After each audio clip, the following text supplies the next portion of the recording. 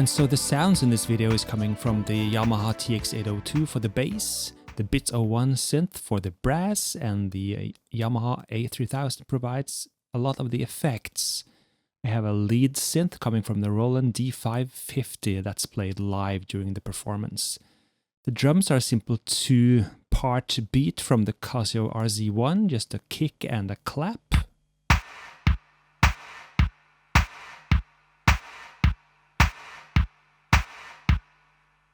And I have Korg percussion module DDM220 providing the shaker beat, and that's synced up through DIN sync to the MSQ-700. And it's playing that part. The Casio RZ1 is synced through MIDI. Also out from the MSQ-700, which we have here. And the blue load button is the equivalent of the red record button today. So load is record. We have a back and forward, we have a stop and continue play button, and a play button, really chunky cash register feel to those. We have a repeat button, I'll come back to that later. And we have some other things as well going on. We have switch selector between measure, how many notes left on each track. You can see how many notes are recorded on each track or loaded into each track. A tempo display and a MIDI channel display. We can alter the MIDI channel for each track. We have a time correction fader or slider in increments. We have a metronome on and off during play or load. We have some ways to chain tracks together. And we can also sync the MSQ-700 to several sources. And we have a multi-track button to select more than one track to be played at one time, and an overdub button so you can overdub on a track. We're going to use those later. There's no hidden menus in this sequencer. Everything is laid out in front of you. It's very refreshing, fast and intuitive. On the back, we have a MIDI in and out. We have a protection switch so you can't accidentally erase anything. Tape sync, DIN sync, and we have a metronome out and a couple of other features as well in a dip switch setting on the left of the MSQ-700. I won't go into that here. So let's dig in and record or load our first track. I'll have to set the tempo first. 106 is fine. I'm going to adjust the channel, MIDI channel to channel 4, which is the bass part, and I'm going to record that into track 1. There are 8 tracks to choose from, and it doesn't matter who you do first, so I'll do track number 1. And when I press load, I'll give in a 4-bar count in, and I'm off recording.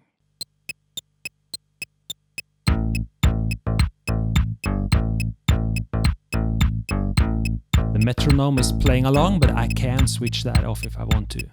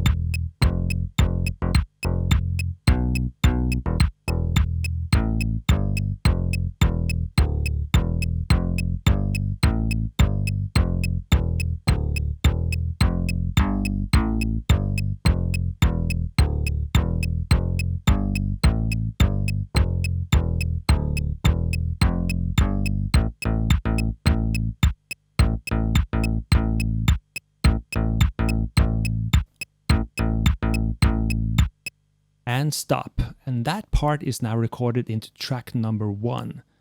So let's put the display in measure count and reset and play.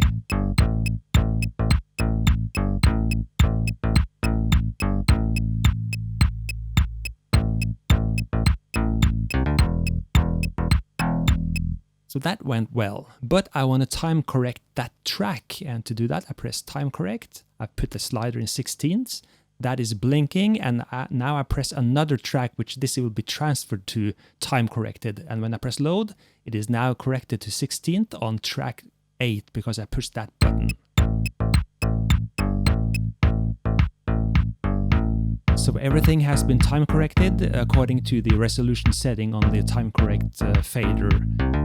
And the velocity and everything has remained unchanged. It's just the timing that's been corrected.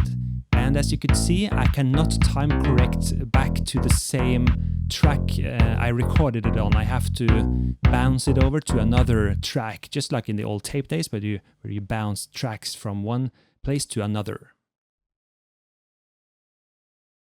So let's record another part from the JX-8P, a pad sound. And to do that, I press the multi-track button to hear the bass track from before, and I arm the track number 1 again and record on that to record the JX-8P pad sound I'm going to use. Exactly the same procedure as before.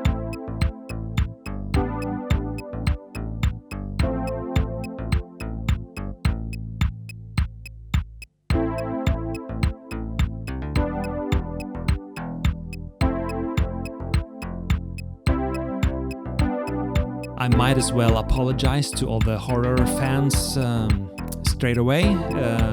Some might think I've butchered this theme song from one of the most iconic horror movies of the early 80s, but I think it works to be updated like this, and the cover should never be exactly like the original. What's the point? So this is not a remake, it's my souped up cover version of a classic horror theme.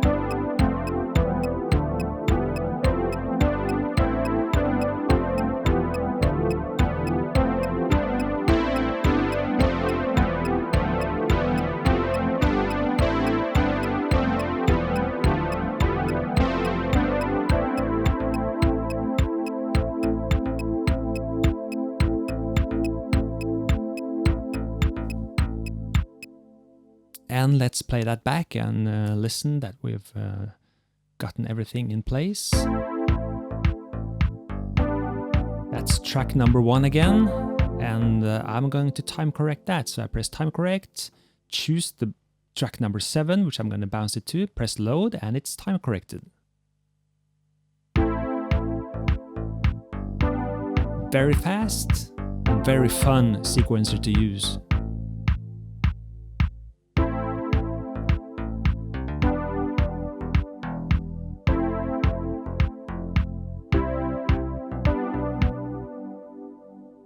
And so the final part I'm going to sequence is the bit 01 synth with the brass sound.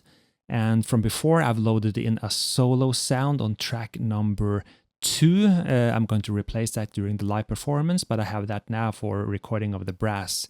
So I'm going to record the brass sound on track number 1, like I did before, and it's blinking red, and I'll load up.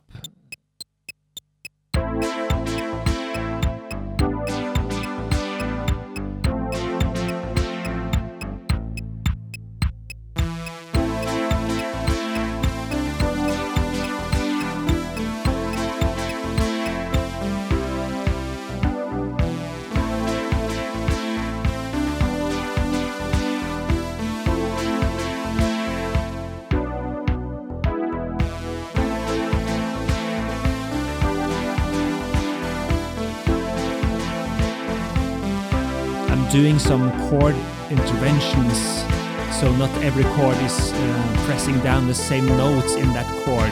This way you create a little bit more dynamics and tension.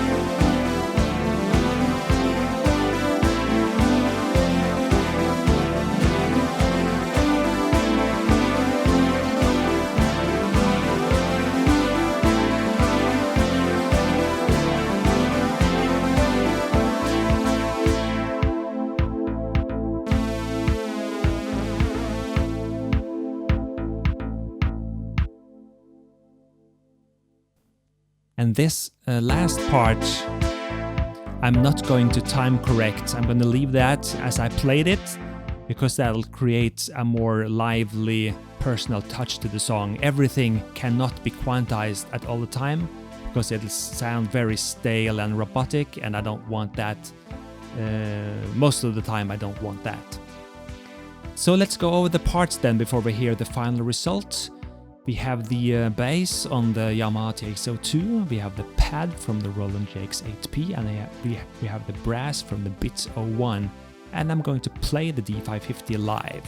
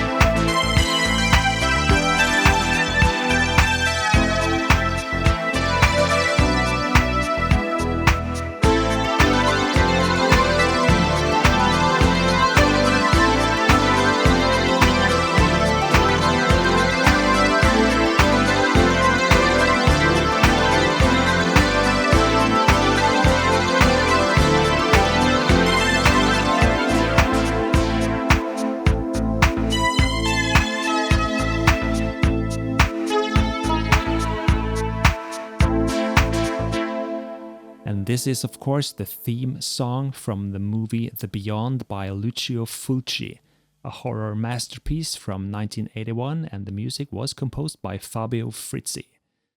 So thanks for watching my channel, and don't forget to subscribe. Ciao!